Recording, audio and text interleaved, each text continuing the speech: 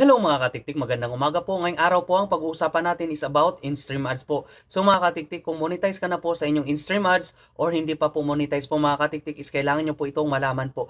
So mga katiktik, mayroon po pala tayong kapwa content creator po na binawi po ang kanyang monetization tools na in-stream ads po. Kasi nga po, siya po ay inactive po sa pag-upload ng mga long form video po mga katiktik at siya po ay nakafocus lamang sa reels. So mga katiktik, ito po yung sabi po ni Facebook po no?